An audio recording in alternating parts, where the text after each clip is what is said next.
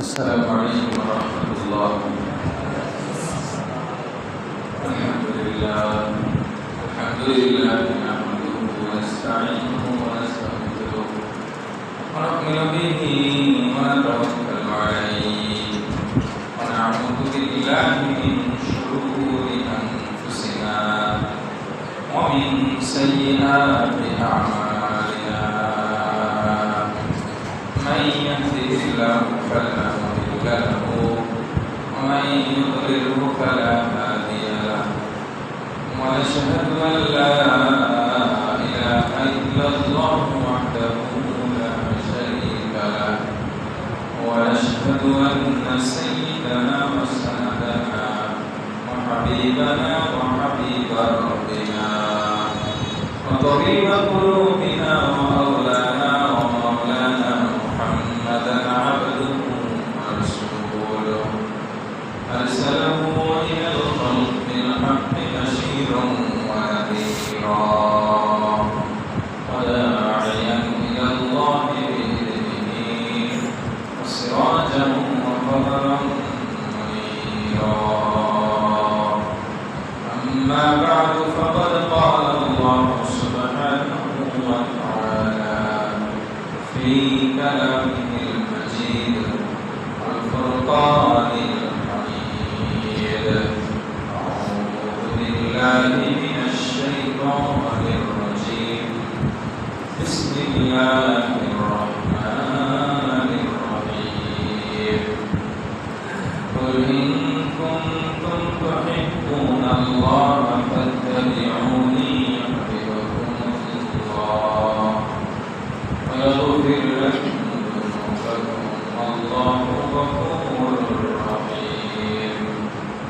وقال صاحب القرآن صلى الله عليه وسلم: من أحب سنتي فقد أحبني ومن أحبني كان معي في الجنة. أو كما قال النبي صلى الله عليه وسلم. صدق الله مولانا العظيم وصدق رسوله النبي الأمي الكريم ونحن على ذلك لمن الشاهدين والشاكرين والحمد لله رب العالمين. وقال تعالى: إن الله وملائكته يصلون على النبي يا أيها الذين آمنوا صلوا عليه وسلموا تسليما. اللهم صل على محمد وعلى آل محمد كما صليت على إبراهيم وعلى آل إبراهيم.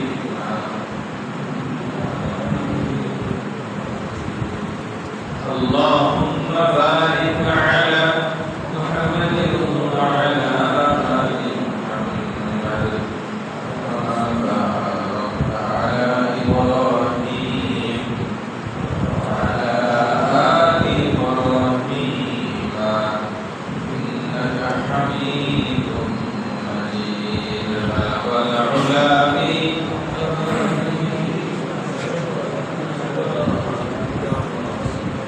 حسنت جميع خصاله.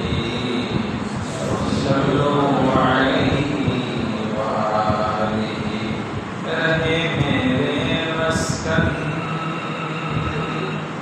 حوالی کعبہ. رہے میرے مدفن دیار مدینہ.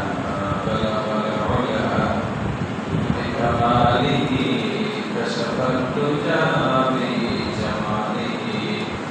حسنت جميع خصاله. صلوا عليه وآله. أطمع البكر है कोई سائل إليك راح لخلائق سے رہب منزل بلغ العلا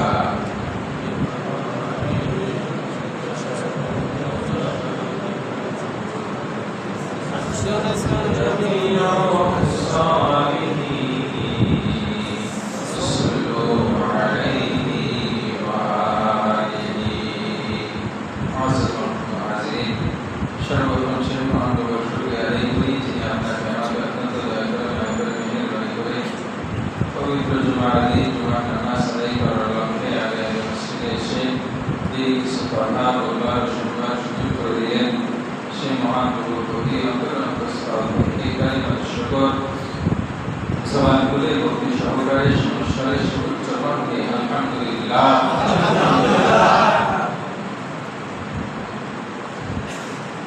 মাহে রমজানের পরে আজকে প্রথম জুমা আজকে শাওয়াল মাসের 7 তারিখ 7ই শাওয়াল আল্লাহ তাআলা আমাদের অনেককে বাড়িতে গিয়ে আবারও কর্মস্থলে ফিরে আসার সুযোগ দিয়েছেন অনেকে এখনো বাড়িতে আছেন আজকে কালকের ভিতরে হয়তো পৌঁছে যাবেন ইনশাআল্লাহ আল্লাহ তাআলা যারা এখনো বাড়িতে আছে তাদের নিরাপদ পৌঁছার তৌফিক দান করেন আমিন প্রতি বছরই ঈদ যাত্রায় অনেক মানুষ যাওয়ার সময় আসার সময় মারা যায় রোড অ্যাক্সিডেন্টে এবারও তার ব্যতিক্রম হয় নাই এবারও অনেকেই মারা গেছে তার ভিতরে সবচেয়ে স্পর্শকাতর যেটা রোগী আফ্রিকাতে রাজনীতিতে অনেকেই মারা গিয়েছে আল্লাহ তাআলা তাদেরকে শাহাদাতের মৃত্যু দান করেন আমিন আর হলো কুমিল্লাতে আরেক ফ্যামিলি স্বামী স্ত্রী এবং তাদের 3টা সন্তান কোন জায়গাতেই ইন্তেকাল করেছেন তারাও ফিরেছিলেন বাস এবং প্রাইভেট কারের সংঘর্ষে প্রাইভেট কারে যারা ছিল সবাই মারা গেছে এরকম আরো অনেকেই মারা গেছে মোটামুটি যতটুকু হিসাব দেখলাম 250 জন মানুষ যারা ঈদে যাতায়াতের সময় মারা গেছে আর পরে দিন বাকি আছে না জানি আর কত মায়ের দুঃখ খালি হয়ে যায় দোয়া করি আল্লাহ তাআলা সবার সবাইকে নিরাপদ করেন আমিন দেখুন মাহে রমজান চলে যাওয়ার পরে অনেকে এই মাহে রমজানের পর থেকে নিয়ে আল্লাহ তাআলা যেরকম বড় বড় শয়তানকে ছেড়ে দিয়েছেন আমাদের ভিতরেও যারা রমজানে গোসল দিয়েছিল তারা সারা বছরের যা ইনকাম করার রমজান গোসল করে ফেলেছি সামনে আর করার দরকার এরকম মনে মনে চিন্তা করে তারা সিদ্ধান্ত নিয়েছে যেরকম দেখা যায় কিছু মানুষ মাহে রমজানের শুরুতে এসে নামাজের তারাবি শরীক হয় মাঝখানে আর খবর থাকে না 26-27 তারিখে আবার সবাই এসে নামাজ পড়ে 27 তারিখে সবাই কদর উদযাপন করে তারপরে আর 3 দিন বা 2 দিন যাই থাকুক আর তারাবিতে আসে যা কামাই নিয়েছি আর দরকার নেই একজন সচেতন মুমিনের দায়িত্ব আসলে তা একজন সচেতন মুমিন সে তার জন্ম থেকে নিয়ে মৃত্যু পর্যন্ত যেদিন থেকে বালেগ হয়েছে সেদিন থেকে নিয়ে মৃত্যু পর্যন্ত সে পূর্ণ ঈমানের পথে নিজেকে পরিচালনা করবে যেন আমাদেরকে আবেগী বলে হবে না আমাদেরকে বিবেককে কাজে লাগিয়ে আমাদের সারা জীবন ব্যাপী ইসলামকে অনুসরণ করতে হবে ইসলামকে মেনে চলতে হবে ইনশাআল্লাহ আল্লাহ তাআলা আমাদেরকে কবুল করেন আমিন আমি আপনাদের সামনে মহাগ্রন্থ আল কোরআনুল কারীম থেকে আয়াতে কারিমা নবী মুহাম্মদ রাসূলুল্লাহ সাল্লাল্লাহু আলাইহি ওয়াসাল্লাম সম্পর্কে হাদিস মুবারক থেকে ছোট একটা হাদিস পাঠ করেছি আর ওই দুই চারটা কথা আলোচনা করব আল্লাহ তাআলা আমাকে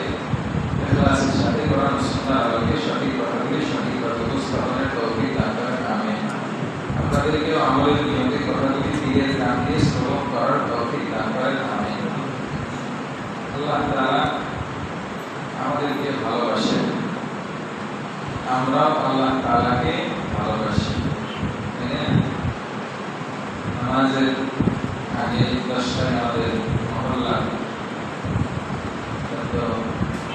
বয়োজ্যেষ্ঠ একজন মানুষ, আমাদের সম্মানিত পেশিয়ার সাহেবের চাচা হাজী মোহাম্মদ আলী সাহেব উনি ইন্তেকাল করেছেন। জানাজার পূর্বে একটা আলেম বলতেছিলেন, আল্লাহ তাআলা আমাকে ভালোবাসেন, আমিও যদি আল্লাহকে ভালোবাসি তাহলে এই ভালোবাসাটা কি হবে? পূর্ণতা পাবে। আল্লাহ আমাকে ভালোবাসেন, আমি আল্লাহকে ভালোবাসি না, তাহলে সেটা পূর্ণ হবে। আমি আল্লাহকে ভালোবাসলাম কিন্তু আল্লাহ এই ভালোবাসা কবুল করলেন না, তাহলে পূর্ণতা পাবে। আল্লাহ তাআলা যে আমাকে আপনাকে ভালোবাসেন এর নিদর্শন বুঝার জন্য, জানার জন্য অন্যের কাছে যাওয়ার দরকার নাই, নিজেকে নিজে প্রশ্ন করলেই আমরা পেয়ে যাব। আল্লাহ তাআলা যতগুলি মাখলুকাত তৈরি করেছেন তার ভিতরে শ্রেষ্ঠ মাখলুকের নাম মানুষ। আল্লাহ তাআলা মানুষকে তৈরি করে শ্রেষ্ঠ আকৃতি দান করেছেন। খলাকনাল ইনসানা ফি আহসানি তাকওয়িম। আল্লাহ তাআলা মহান গ্রন্থ আল কোরআনুল কারীমের ভিতরে সুস্পষ্ট ঘোষণা করলেন, আমি আমার মানুষকে সর্বোৎকৃষ্ট আকৃতি দ্বারা তৈরি করেছি। এজন্য মানুষ যদি কালো হয় তারপরেও সেটি শ্রেষ্ঠ আকৃতি। এটা আমাদের বুঝে আসলেও এটাই ঠিক, না আসলে এটাই ঠিক। এক মানুষ ইমাম আযম আবু হানিফা রাহমাতুল্লাহি আলাইহির যুগে বিবিকে ভালোবাসার সময় বলতেছে, ও বিবি, তোমারে আমি এত ভালোবাসি, আমার দৃষ্টিতে তুমি এত সুন্দর, যদি তুমি চাঁদের চেয়ে সুন্দর না হও তাহলে তোমাকে তালাক দিয়ে দিলাম।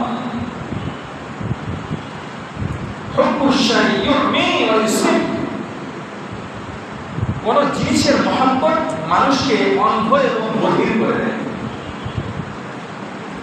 সে একইভাবে কোন জিনিসের প্রতি ঘৃণা মানুষকে অন্ধ এবং বধির করে দেয়। যাকে আপনি ভালোবাসেন তার খারাপটা আপনার কাছে ভালো লাগবে, আর যাকে আপনি ভালোবাসবেন না তার ভালোটা আপনার কাছে খারাপ লাগবে। এটা আমাদের সৃষ্টিগত একটা সমস্যা।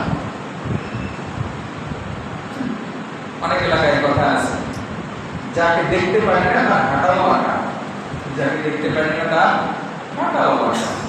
আসলে হাঁটা বাঁকা নাকি, এক স্টাইল দেখ কেমনে হাঁটে, দেখ কেমনে খায়, খাওয়া হলো, দেখ কেমনে চলে, চলা হলো। এটা হলো ব্যক্তির মহব্বত এবং ব্যক্তির কি ভালোবাসা, এটা মানুষকে অন্ধ এবং বধির বানায় দেয়। খারাপটাও আর খারাপ শোনা যায় না, ওটা শ্রুতি মধুর লাগে। খারাপটা আর খারাপ দেখা যায় না, ওটা খুব ভালো লাগে। সেরকম ভাবে খারাপটা ভালো হয়ে যায়, ভালোটা খারাপ হয়ে যায়। এটা হলো ভালোবাসার কারণে এবং ঘৃণার কারণে। কিন্তু বিবেকবান মানুষের দায়িত্ব হলো শুধু মহাব্বতে না, বরং বিবেককে কাজে লাগিয়ে ভালোকে ভালো, খারাপকে খারাপ করতে হবে। এটা হলো বিবেকবান মানুষের কাজ। আল্লাহ তাআলা সমস্ত মাখলুককে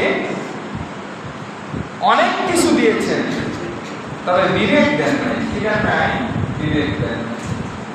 নিজের মেধাকে কাজে লাগিয়ে ভালোকে গ্রহণ করা, খারাপকে বর্জন করা, খারাপকে গ্রহণ করা, ভালোকে বর্জন করা, এটা শুধুমাত্র আল্লাহ কাকে দিয়েছেন? ইনসানকে দান করেছেন। সুবহানাল্লাহ। আল্লাহ তাআলা ফেরেশতাকে দেন নাই, গরুকে দেন নাই, ছাগলকে দেন নাই, মহিষকে দেন নাই, ভেড়াকে দেন নাই, কাউকে দেন নাই, দিয়েছেন কাকে? তো এই ব্যক্তি এখন তো যখন আবেগের আতিশয্যে মহব্বতে অন্ধ হয়ে যখন বলে ফেললো তুমি যদি চাঁদের যে সুন্দর না হও তাহলে তুমি তালাক। ভালোবাসার ঘর যখন কেটে গেছে, আসলে বিবিটা ছিল অত্যন্ত কুৎসিত এবং কালো কাদা। আমরা কুৎসিত বলি, আমরা কালো বলি, কিন্তু কালো ফর্সা এটা কাদা।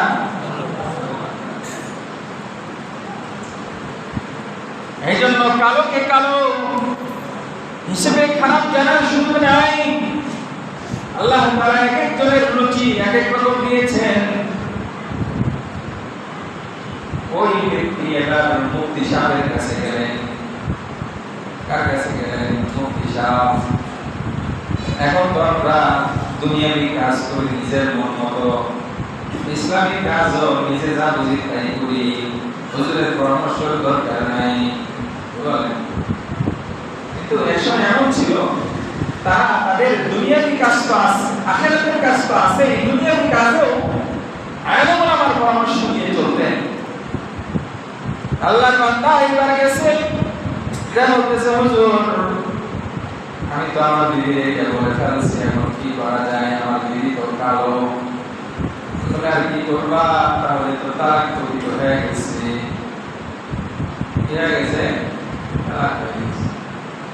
আল্লাহর বান্দা মন মানে না, বিবিকে খুব ভালোবাসে, এবার আরেকজন এরকম করতে করতে এক সচেতন ব্যক্তির কাছে যখন কথাটা শেয়ার করছে, বলতেছে আমি তো বলতে পারবো না, তবে নোমান ইবনে সাবিতের কাছে যাও। ইমাম আবু হানিফা বললাম নোমান বিন সাবিত। হযরত আবু হানিফা রাহমাতুল্লাহি আলাইহি দরবারে গিয়ে বলতেছে, হুজুর কাম করে ফেলছি, আমার বিবিকে বলছি তুমি যদি চাঁদের যে সুন্দর না হও তাহলে তুমি তালাক। আমার কি তালাক হয়েছে না হয় নাই? সব আলেম তো বলে দিল তালাক হয়ে গেছে, লাস্ট আপনার কাছে আসছি। হুজুর বলতেছে তালাক হয় নাই, যাও তোমার বিবির সাথে গিয়ে সম্পর্ক স্থাপন করে আগের মতো ঘর সংসার করতে থাকো। এলাকার ভিতরে আলোড়ন তৈরি হয়ে গেছে। সব হুজুর কইছে একটা, আবু হানিফা কইছে আর একটা। সবাই আয়েশা আবু হানিফা রাহমাতুল্লাহি আলাইহি দরবারে এসে বলতেছে, কি খবর? আপনি কি পাইলেন? হারামকে হালাল করবা দিলেন? বলে আমি হারামকে হালাল করবা দেই নাই, হালালকে হালাল ভাবে সাব্যস্ত করে দিয়েছি। কিভাবে? বলে যে আপনারা কি সূরা ৩ পড়েন নাই? এখানে আল্লাহ তাআলা কি বলছেন? লাকাদ খালাকনাল ইনসানা ফি আহসানি তাকওয়িম। আমি আমার মানুষকে, আমার প্রিয় মাখলুক, আশরাফুল মাখলুকাত মানুষকে সর্বোৎকৃষ্ট অবয়ব দিয়ে তৈরি করেছি, সর্বোত্তম আকৃতি দিয়ে আমি আমার প্রিয় বান্দা মানুষকে তৈরি করেছি। সুবহানাল্লাহ। এজন্য সে তো আর খারাপ কিছু বলে নাই। এই চাঁদকে তো আল্লাহ তাআলা বলেন নাই চাঁদ আমার শ্রেষ্ঠ আকৃতি দিয়ে তৈরি করেছি। সে তো বলেছে চাঁদের চেয়ে যদি তুমি সুন্দর না হও তাহলে তালাক। আল্লাহর কোরআন বলতেছে চাঁদের চাইতে মানুষ সুন্দর। সুবহানাল্লাহ। যদিও দেখতে কি হয়। এই জন্য আল্লাহ তাআলা আমাকে আপনাকে সুন্দর একটা পরিধান করেছেন, সুন্দর আকৃতি দিয়ে তৈরি করেছেন। আল্লাহ তাআলা মানুষের ভিতরে আমাকে আপনাকে জন্মগ্রহণ করায়া আমার আপনার নাম বাড়িয়ে দিয়েছেন। আল্লাহ তাআলা আমাকে আপনাকে ঈমানদারের ঘরে জন্ম দিয়ে ঈমানের নূর দান করেছেন। আমি আপনি যদি কাফেরের ঘরে জন্মগ্রহণ করতাম, আল্লাহ না করুক যদি কাফের হয়ে যেতাম, তাহলে আমার আপনার ঠিকানা জাহান্নাম ছাড়া কিছুই থাকতো না। আল্লাহ তাআলা আমাকে আপনাকে ঈমানদারের ঘরে জন্ম দিয়ে ঈমানটাকে ফ্রি গিফট করেছেন। দুইজন এমন আছেন যাদেরকে আল্লাহ তাআলা ঈমান ঘরে জন্ম দিয়ে ঈমানের মহাদৌলত দান করেছেন। এই ঈমানটা অনেক বড় দামি। এই দামি ইমানটা দিয়ে আমাকে আপনাকে অনেক দামি বানায় দিয়েছেন। এটা আল্লাহ তাআলার পক্ষ থেকে অনেক বড় নিয়ামত। এরকম আল্লাহ তাআলা আমাকে আপনাকে সুস্থ দুইটা হাত দিয়ে বহুত বড় নিয়ামতের মালিক বানায় দিয়েছেন। সুস্থ দুইটা পা দিয়ে অনেক বড় নিয়ামতের মালিক বানাইছেন। সুস্থ ব্রেন, সুস্থ মস্তিষ্ক দান করে আমাকে আপনাকে অনেক বড় নিয়ামত দান করেছেন। এই যে নিয়ামতগুলি আল্লাহ তাআলা দিলেন, এই নিয়ামতের শুকরিয়া আদায় আমাদেরকে যথাযথভাবে করতে হবে। আল্লাহ তাআলা আমাকে আপনাকে এই নিয়ামত রাশির ভিতরে হাবুডুবু খাওয়া তার ভালোবাসার প্রকাশ আমাদের প্রতি করাইয়াছে। এজন্য আল্লাহর যে প্রাথমিক ভালোবাসা সেটা তো আমরা আলহামদুলিল্লাহ পেয়ে গেছি। এখন আমরা যদি তার পক্ষ থেকে পাওয়া ভালোবাসা, রিটার্ন ভালোবাসা যদি তার প্রতি দেই, তাহলে আল্লাহ আমাকে পূর্ণ ভালোবাসা তার পক্ষ থেকে দান করে জান্নাতের অপরন্ত নিয়ামত আমাকে আপনাকে দান করবেন। সুবহানাল্লাহ। তবে আল্লাহ তাআলাকে ভালোবাসার পদ্ধতি আল্লাহ তাআলা মহাগ্রন্থ আল কোরআনুল কারীমের ভিতরে ইরশাদ করেন, কুল ইন কুনতুম তুহিব্বুনাল্লাহা ফাত্তাবিউনি। হে আমার বান্দারা, তোমরা যদি আমি আল্লাহ তাআলাকে ভালোবাসতে চাও, ফাত্তাবিউনি, আমি রাসূলের ইতাআত করো। আল্লাহর নবী বলেন, আল্লাহর নবীকে লক্ষ্য করে আল্লাহ তাআলা বলতেছেন, হে নবী আপনি বলিয়া দিন, হে লোক সকল, তোমরা যদি এই ইমানদার বান্দারা তোমরা যদি আল্লাহ তাআলাকে ভালোবাসতে চাও, ফাত্তাবিউনি, আমি রাসূলের ইত্তেবা করো, আমি রাসূলের অনুসরণ করো, অনুকরণ করো, ইউহিব্বুকুমুল্লাহ, তাহলে আল্লাহ তাআলা তোমাদেরকে ভালোবাসবেন। ওয়ায়াগফির লাকুম যুনুবাকুম, আরেকটা কাজ করবেন, তোমরা যদি আমি রাসূলের ইত্তেবা এবং অনুসরণ করো, এর মাধ্যমে তুমি আল্লাহর প্রতি ভালোবাসার বহিঃপ্রকাশ ঘটাইলা, আল্লাহ তাআলা এর বিনিময়ে তোমাকে ভালোবাসবেন, তো বাসবেন, সাথে সাথে আল্লাহ তাআলা তোমার জিন্দেগির গুনাহগুলি ক্ষমা করে দিবেন। সুবহানাল্লাহ বিহামদিহি। তাহলে আল্লাহ তাআলার পক্ষ থেকে প্রথম ভালোবাসা স্টেপ যেটা, সেটা আমরা পেয়ে গেছি। সেটা আমরা কি করেছি? পেয়ে গেছি। আমরা মানুষ হিসেবে জন্ম লাভ করেছি, আমরা ঈমান পেয়েছি, আমরা সুস্থ একটা বডি পেয়েছি, আমরা সুস্থ একটা মেধা ব্রেন পেয়েছি, আমরা মেন্টাল হই নাই, পাগল হই নাই। আল্লাহ আমাদেরকে মেধাটা ভালো রেখেছেন। এই যে অফুরন্ত নিয়ামত আল্লাহ তাআলা আমাদেরকে দান করেছেন, আল্লাহ তাআলা কত নিয়ামত দান করেছেন। ওয়া ইন তাউদ্দু নি'মাতাল্লাহি লা তুহসুহা, আল্লাহ কোরআনে কারীমে ইরশাদ করেন, ও বান্দা তুমি যদি আমার পক্ষ থেকে নিয়ামতগুলি এটা গণনা করতে থাকো, সারা জীবন শেষ হয়ে যাবে, কিন্তু তুমি আমার নিয়ামত গুনে গুনে শেষ করতে পারবে না। এত নিয়ামত আমরা ভোগ করি। এজন্য আল্লাহ তাআলা তো প্রথম চান্সে আমাকে আপনাকে ভালোবাসা নিদর্শন আমার আপনার ভিতরেই দান করেছে। এখন আমাদের ভালোবাসার বহিঃপ্রকাশের ব্যবস্থা আল্লাহ তাআলা কোরআনে বললেন, আমাদের ভালোবাসা বহিঃপ্রকাশ ঘটাইতে হবে রাসূলের ইত্তেবার মাধ্যমে। রাসূলের ইত্তেবা কেমনে হবে? আল্লাহর নবী তার পাক জবানে ইরশাদ করেন, মান আহাব্বা সুন্নতি ফাকাদ আহাব্বানি ওয়া মান আহাব্বানি কানা মাই ফিল জান্নাহ। আমার রাসূলের সুন্নাত যারা আঁকড়ে ধরবে, সুন্নাত যারা নিজেদের জীবনে বাস্তবায়ন করবে, তারাই আমার আসল মহব্বতকারী, তারাই হলো আমার আসল ভালোবাসা, আমার ইত্তেবাকারী। যে আমার সুন্নাতগুলি পালন করলো, আল্লাহর নবী বলেন, সে আমার সাথে জান্নাতের ভিতরে বসবাস করবে। কানা মাই ফিল জান্নাহ, যে ব্যক্তি দুনিয়ার ভিতরে তার নিজের মন মতো না চলে, বরং আমি রাসূলের সুন্নাতটাকে নিজের জীবনে বাস্তবায়ন করব, আল্লাহ নবী বলেন কানা মাই সে ব্যক্তি আমি রাসূলের সাথে জান্নাতের ভিতরে বসবাস করবে। সুবহানাল্লাহ। এজন্য আমি আপনি যদি আল্লাহর নবীর ইত্তেবা করি, অনুসরণ করি, অনুকরণ করি, তাহলে আমার আপনার জীবনটা আল্লাহর নবীর পথে পরিচালনা করার মাধ্যমে আল্লাহ তাআলার ভালোবাসা পাওয়া যায়। সুবহানাল্লাহ। আল্লাহর পক্ষ থেকে ক্ষমার যে ঘোষণা, সেই ক্ষমা আমি আর আপনি অর্জন করতে পারবো। আর একটা জিনিস পাবো, সেটা হলো নবীর সাথে জান্নাতে যাওয়ার সুযোগ আমার আপনার নসিবে জুটে যাবে। সুবহানাল্লাহ। এজন্য কি করতে হবে? আমার জীবনের প্রতিটা ক্ষেত্রে সুন্নতের নববীকে আঁকড়ে ধরতে হবে। বিশ্বনবীর সুন্নতটাকে আমার ব্যক্তি জীবনে প্রত্যেকটা ক্ষেত্রে ভিতরে আমাকে আঁকড়ে ধরতে হবে।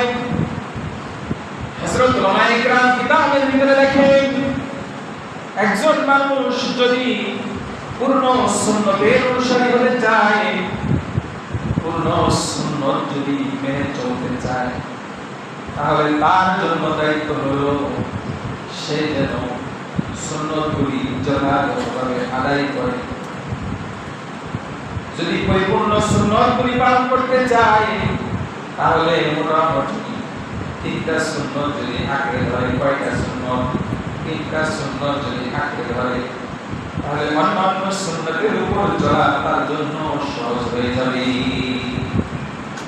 1 নাম্বার সুন্নত বলে বেশি বেশি সালাম দেওয়া। কি দেওয়া? বেশি বেশি সালাম দেওয়া।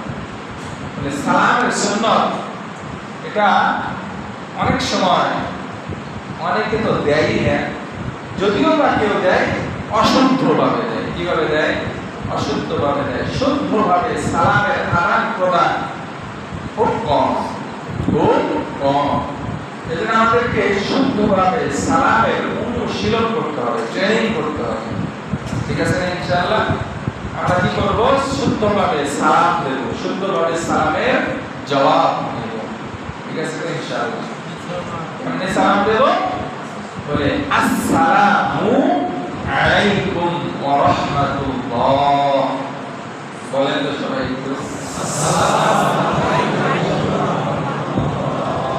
আচ্ছা, দিছেন তো? এই সালামের ভিতরে 2টা কমন ভুল হয়। কি কমন ভুল? বলে শুরুতে যে হামজা, এই উচ্চারণটা ঠিক হয় না। কথা বুঝে গেছে? আলিফের উপর জবরের পেশ আসলে আলিফকে হামজা বলে। কথা বুঝে গেছে? আলিফ জবর মানে হামজা জবর। তাহলে হামজা সিন জবর আস, আস। সবাই বলি আস। হ্যাঁ, এখানে আছে কি বলে? আসসালামু আলাইকুম। কি বলে? আসসালামু আলাইকুম। আসসালামু আলাইকুম। আর সালাম তো কথা বুঝে? সালাম আর সালাম, সালাম মানে এক একজন এক এক। ভুলের তো আর শেষ নাই। শুদ্ধ তো কয়টা? একটা। ভুল এই শুদ্ধর বিপরীতে যেটা বলবে সেটাই ভুল। এজন্য আমারটা যেন আসসালামু আলাইকুম না হয়, সালাম আলাইকুম না হয়। সালাম আলাইকুম যদি হয়, তাহলে দোয়ার পরিবর্তে কি হবে? বদদোয়া হবে। সালাম এর অর্থ আসসালামু আলাইকুম, আল্লাহর পক্ষ থেকে শান্তি বর্ষিত হোক তোমার উপর, ওয়া রাহমাতুল্লাহি এবং রহমত বর্ষিত হোক, ওয়া বারাকাতুহু বরকত বর্ষিত হোক। সুবহানাল্লাহ। আর যদি কোন আসসালামু আলাইকুম, তুই মন সহজ বাংলা কি? তুই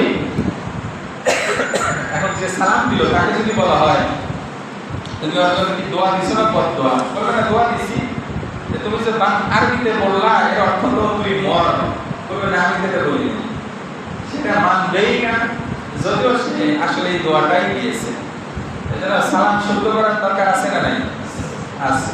এজন্য আসসালামু আলাইকুম, আসসালাম যারা আসসালাম ঠিক আছে, অনেক সময় কি হয় আসসালামু আলাইকুম না, আসসালামু আলাইকুম, আসসালামু আলাইকুম।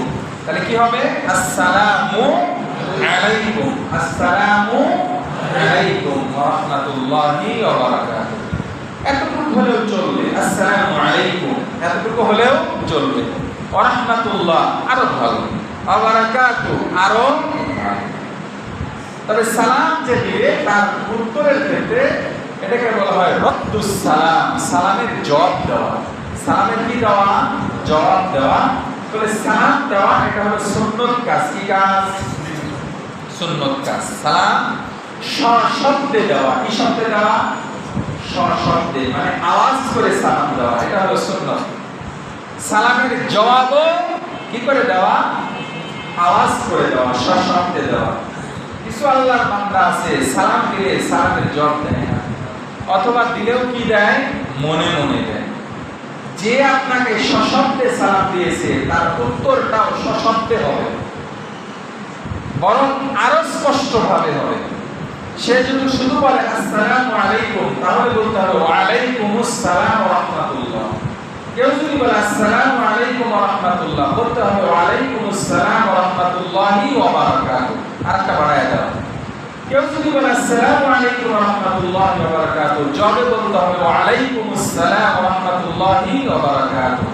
অনেকে আবার আরো বাড়ায় দেয় ওয়া জান্নাতুহু ওয়া মাগফিরাতুহু ওয়া আরো কিছু কিছু বাড়ায়। না, এগুলো খেলাফ সুন্নাত। সুন্নাত এতটুকুই, আসসালামু আলাইকুম ওয়া রাহমাতুল্লাহি ওয়া বারাকাতুহু, ওয়া আলাইকুমুস সালাম ওয়া রাহমাতুল্লাহি ওয়া বারাকাতুহু।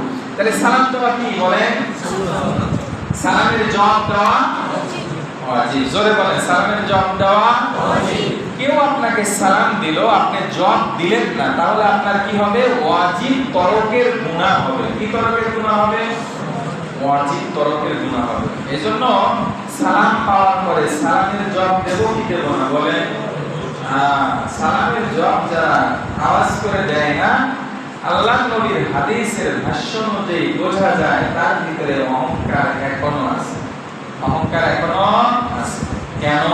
আল্লাহ নবী বলেন قال النبي صلى الله عليه وسلم البادي بالسلام بريء من الكبر। এই যে ব্যক্তি প্রথমে সালাম দিল, আমি রাসূল বলতেছি তার ভিতরে অহংকার চলে গেল। সুবহানাল্লাহ। সালাম দেওয়ার দ্বারা কি চলে যায়? অহংকার চলে যায়। আল বাদি বিস সালাম বারিউম মিনাল কিবর। প্রথম সালাম দাতা তার ভিতরে অহংকার থাকে। এইজন্য সালাম দিলে কে কাকে? কায়েম আলাল কায়েদ, মাশি আলাল কায়েম, সাইর আলাল মাশি। আরবিতে বললাম, বাংলা বলি, যে বসে আছে তাকে সালাম দিবে দাঁড়ানো ব্যক্তি, যে দাঁড়িয়ে আছে তাকে সালাম দিবে চলমান ব্যক্তি, যে পায়ে হেঁটে চলতেছে তাকে সালাম দিবে সায়ের ব্যক্তি। সায়ের মানে আরোহী। আরোহী আরোহী যে কেউ হতে পারে, আরোহী যে কেউ হতে পারে। মোটরসাইকেলে যাচ্ছে, প্রাইভেট কারে যাচ্ছে, বিমান আর হেলিকপ্টার থেকে তো সালাম দেওয়া যাবে না। এজন্য পায়ে হেঁটে যাচ্ছে তাকে সালাম দিবে কারা?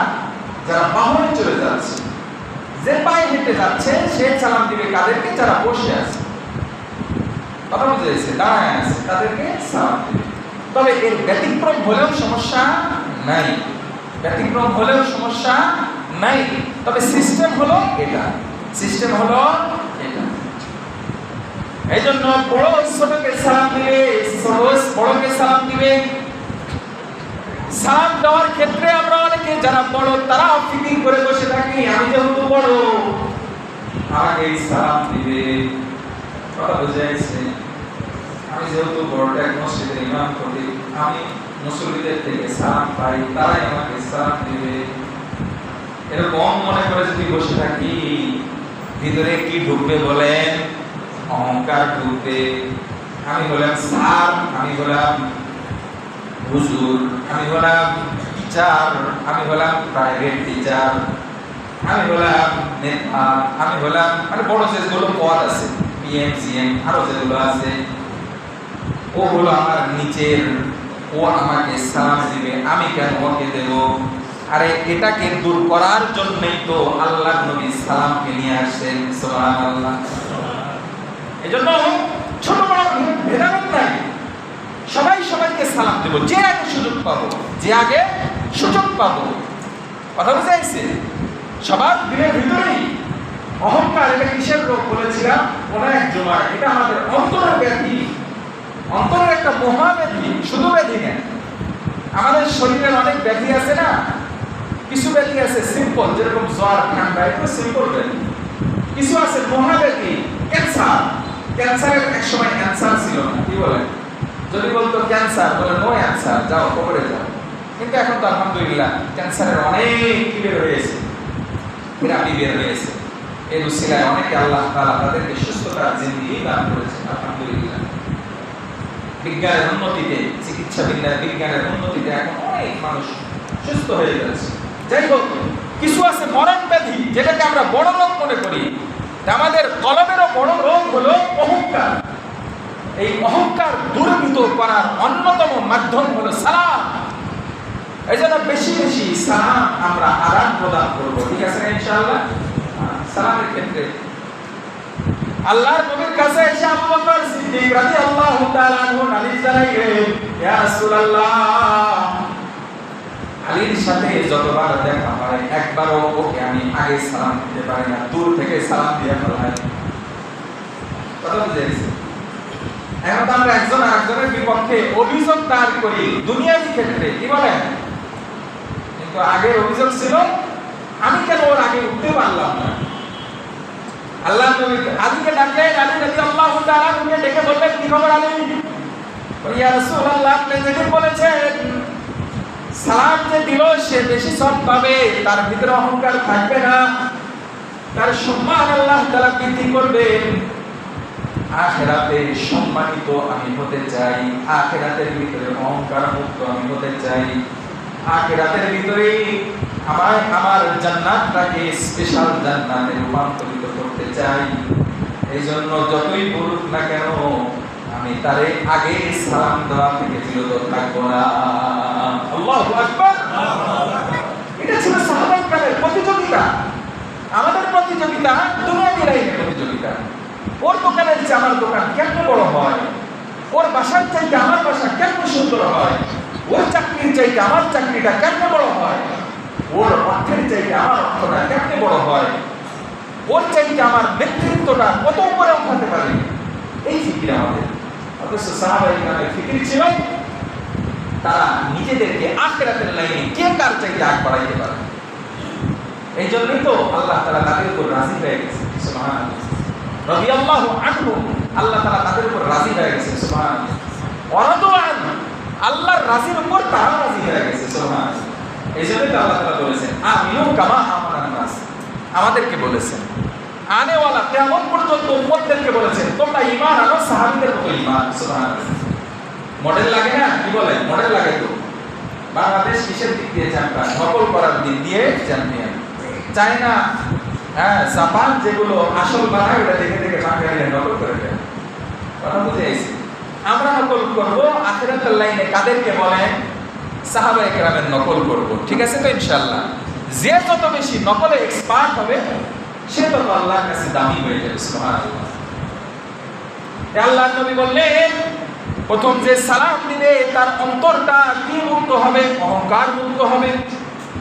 আল্লাহর নবী আবার হাদিসের মধ্যে বলেন আফসুস সালাম কাইতা আলওয়া, তোমাদের ভিতরে কেউ কি চাও তোমার সম্মানটা অনেক উপরে উঠে যাক, তোমাকে মানুষ সম্মান করুক, তোমাকে মানুষ সবাই ভালোবাসুক, এমন কি তুমি চাও?